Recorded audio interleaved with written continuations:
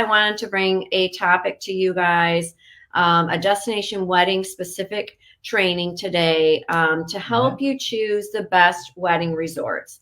I believe that this was the key to really being able to confidently sell. I think that one of the reasons why destination weddings can be intimidating is because we don't trust ourselves, especially when we're new and we haven't been out, or we haven't traveled in a while, or we haven't seen the place. Like, having that confidence that this resort is going to be a good fit for our clients, or that they're actually just going to be a good resort in general.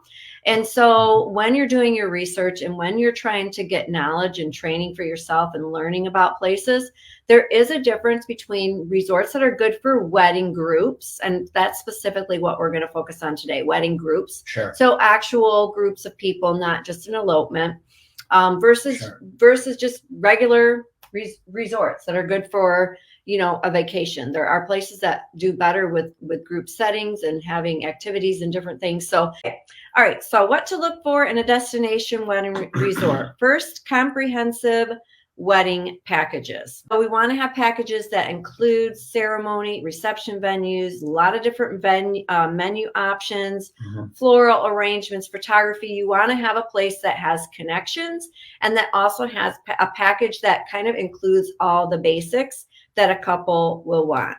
So you don't want to just have like super generic or only 3 options. They're not willing to compromise or change anything. They don't, you know, whatever it might be like, or they don't have it diverse enough for like a group size. Because have you ever seen the wedding packages where they're like 4 guests, you know, when you have 20 or more guests? Well, what if you have 15 and then you're still paying for 20? Right. I also believe another thing that makes a resort good are the diverse and stunning venues, right? Today, couples want more options, and they want to be able, they don't want to just do the beach, right? They want garden settings. They want that, you know, natural setting, maybe something that is like really jungly. People like that vibe right now. People like the private rooftop so they can have a private setting, or just private settings in general. You know, having the ballroom available, those types of things. People are picky. So having a lot of different options for venues is really important. Third thing, a dedicated wedding team is needed for a quality destination wedding resort for your couple. You want a responsive, experienced team that can assist with the planning, logistics, coordinate things, handle unexpected hiccups, actually respond to you when you reach out to them. Actually get back to you within a reasonable, I mean, there's always going to be those busy times, and you have to prep your clients for this. You know, most communications heat up the closer you get to the wedding, the wedding team. And so in the very beginning of a destination wedding, when you have finally chosen the spot, or you're trying to get, you know, information to be slower, and clients or your couples get frustrated if they don't know ahead of time that things could go slower during, you know, they are expecting like sometimes immediate, and they get on your case when you don't respond to them quick enough because you're waiting for the resort to respond to you. So prepping your clients and your potential clients to understand that, hey, this is how it works. Or like, especially during this time of year, during wave season, you would let them know communication is a little bit longer than normal, but just know that I'm on it. The biggest things I can give you for advice regarding this. Now, I know that because I'm in all those groups, guys. I'm a travel pro with you guys. I'm in those groups. I'm constantly seeing people like, do you have the contact for so-and-so? Like, I reached out to this person, this person, this person. They're not responding to me. I'm trying to see if they have availability for this wedding, right? Like, that's a red flag. We know that. And it's frustrating, especially when we go to these resorts that we typically could count on. Then all of a sudden we're seeing some changes. There was a, you know, management change or whatever it is, or they're just overwhelmed, or they don't have enough staff. And destination weddings are getting more and more popular, but these resorts have not made any changes within their own infrastructure to handle this. So we have to have different expectations ourselves, number one. The second thing is, when we set up a wedding for a couple, the best thing you can do is actually ask that team, what is your process? when can we expect there you go to start planning the wedding? When should we be getting you this information, that information? Do you have resources that you can give us now so we can start making decisions now? Like, you need to find out their process so that you can let the couple know, like, this is the process. Like, don't bombard them, because here's the thing. They don't have time for couples to say, I want this and this and this and this 1 year away from their wedding. And then we get to 4 months before the wedding and they've already changed their mind 3 more times. Group-friendly accommodations. Yes. Group-friendly accommodations. Probably one of the #1 most important things. This really makes or breaks the experience for the guests, and you need to find this out from your couples, what they're expecting. I have a couple of tips regarding this, but from the intimate suites to family-friendly rooms, like, you need to know what it is that they need based on who's going to be there, based on their own expectations, and having a range of options that ensure that there's an accommodation that's going to fit the need of the guest. You know, somebody who needs handicap accessible, you know, from the, we've got families with 3 and 4 kids. They're going to want connecting rooms that are guaranteed. They're going to want a suite, right? Because we know that connecting rooms aren't always a guarantee at certain places, right? But a couple of other things that to keep in mind regarding accommodations is making sure that, you know, does this resort guarantee the bedding? When I was a rookie, I did not have a handle on this, and this caused me so much grief and so many complaints from people calling me while they were in destination because I requested a king bed and they put me and my husband in a room with 2 double beds. Right. And I was like, oh, shoot, I didn't realize, because I was so new. Right. That's like, when you were first starting out. First, I have room categories that actually say Resort View King, Resort View Double, Ocean View King, Ocean View Double. Those are the safe bet, and I guarantee you that is the way to go when it comes to vetting if this is going to be a good accommodation for a group of people. So make sure that resort you're looking at has those specific names. Right. King room, double room, right? Ocean view. Does the resort allow quad occupancy?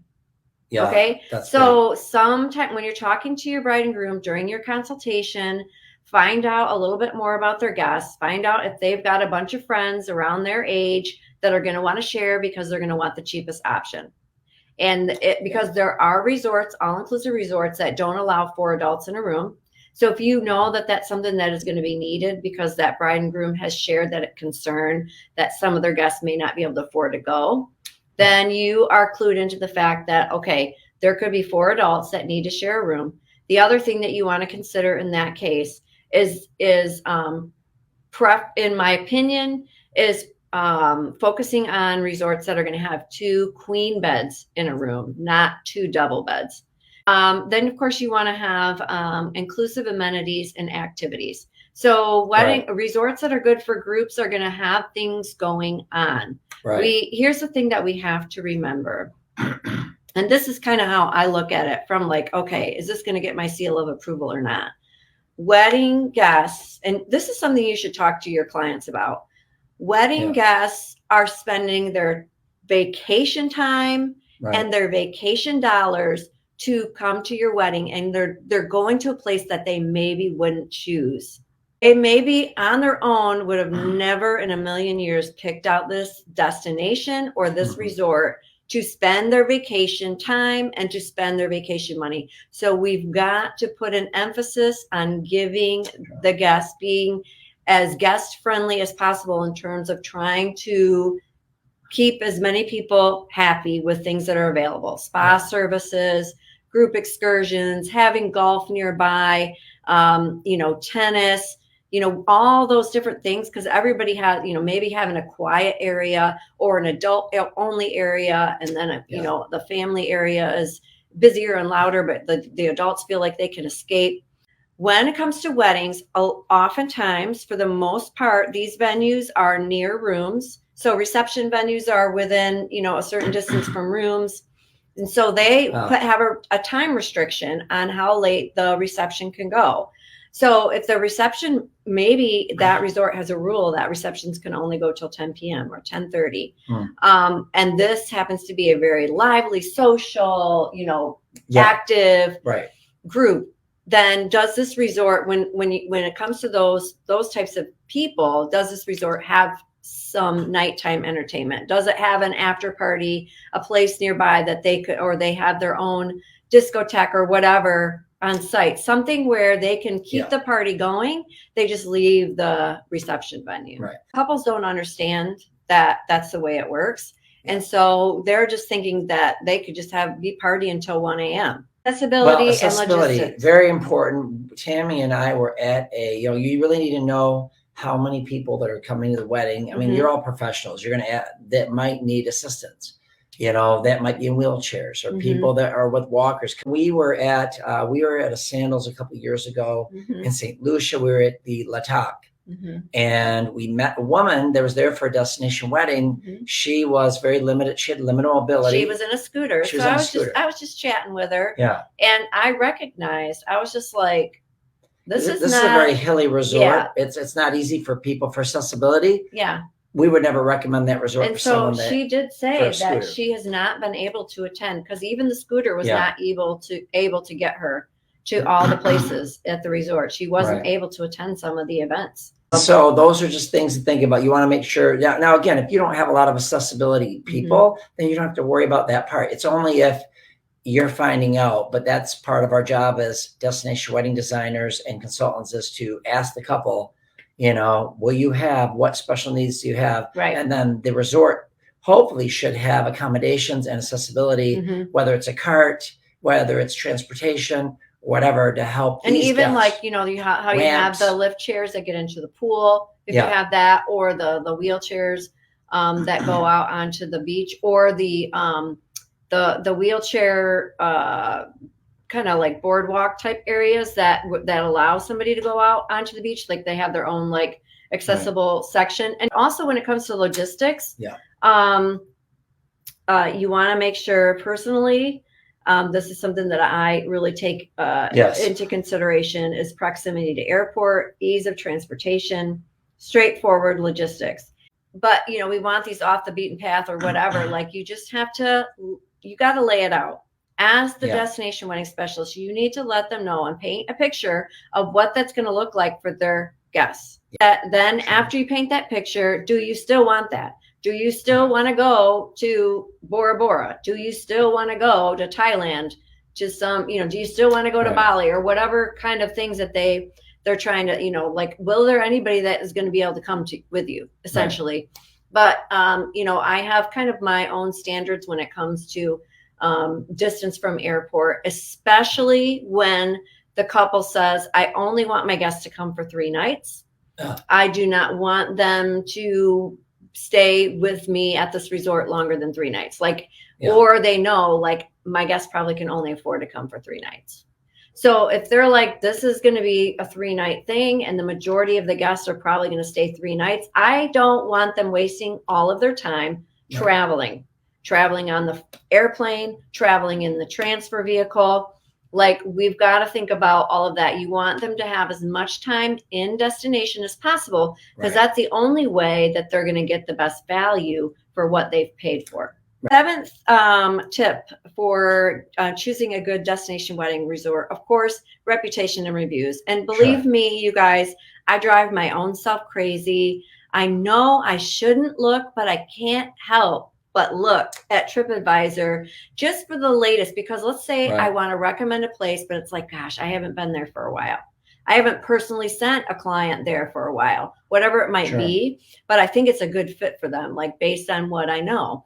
Well, then I go and I check out the reviews, and then you're just like, oh, you're just in the spiral of like nothing's ever really going to be good enough. Do you know what I'm saying? When you start reading reviews, but always take all of that with a grain of salt. But it is important to find positive testimonials and make sure that these resorts are, travel agent friendly. They're not going to throw you under the bus when things go awry. They have a true partnership with you. And you have a relationship with somebody within that, network within that brand. There are several brands that are not travel agent friendly that we talk about in our community that we don't touch because they will undercut you. They will try to steal your client from you, or they'll make it difficult for you to even get rooms when they want the commission for themselves. So we're going a little customization options. I kind of brought this up earlier, but we want to find a place that has, you know, the ability to customize, maybe has some unique decor, special themes, personalized menus, different things like that. But maybe, let's say, even if the bride and groom are like, we want to keep it simple, we're going to go with this theme, this decor theme that the resort brand offers. But you still want that to be customizable within, let's just say, 3 things. They will, can we switch this out for that? Can we change the flower color to this instead of that? If they're not that way, then generally that's not a good sign. You want to have some flexibility and customization options for your couples, because nothing is ever like exactly what somebody wants. When it comes to like choosing a package in general, though, you know how some of them like they're more money, but they have more bells and whistles. But you got to ask the couple, are you going to use these things? Because if you're not, they're not going to let you trade it out. So then they're better off going with, let's say, a middle package and then just adding on a la carte the things that they want. Other considerations that are also something that you want to take in mind. So when it comes to doing a destination wedding, it's just like doing a wedding in our states, outdoors. There's risk because weather could occur. So what is the backup plan that this resort has? Are they backup plans that your guests will be okay with? And then also, how many other weddings are happening at the same time, which would hinder your guests from getting the best backup plan? That's true. Okay. So I personally like to work with resorts generally that only do like 1 or 2 weddings a day and never any weddings at the same time. That's my personal thing, because stuff like this happens. Then if you've got a myriad of brides, even if it's a massive resort, like I understand that, but if they only have a certain number of backup plans, and some backup plans are like really cool and nice, and people are like, oh, this is great, you know, and others are like, you're just stuck in a ballroom. Like there's no, like you could do a ballroom anywhere, right? You don't want that. What makes a good destination wedding resort for your clients, and that is value driven. You want to look for resorts that offer value for money, providing excellent services and amenities without breaking the bank. There are a lot of couples that are like, this is what we want, and it's so expensive or whatever. Like, we need to just make sure that they understand, like, this is how much it's going to be. Do you think your guests can still afford to come? And especially the ones that you really want to come, right? So we want to have good value. We want to have excellent services. And that's why it's so important to be part of a community where you can ask each other for advice. You can ask each other, have you been here lately? Have you sent a client here lately? What is the feedback and everything of that resort? Because we can't be everywhere all the time, and we can't see everything, right? It's impossible. We're behind our computers most of the time, doing our work like mad people. You know, a last bonus tip is trying to partner with resort brands that, and this is a hard one. It is. But trying to partner with resort brands that I call aren't whoring themselves out online. Well, it makes it so hard because you get a group rate and you've got the set, and then some of the guests see something being advertised for $100 less a night or whatever, right? That is a problem because it causes significant. It makes your life harder. And so, and this isn't always easy, but this is why we're giving you a cheat sheet like this. These are the things to try to look for. It does take time, but hopefully it prevents you from having headaches down the road, because when you find the right resort for your couple that also meets a lot of these categories, now they're going to be happy and your life is going to be easier. Yes.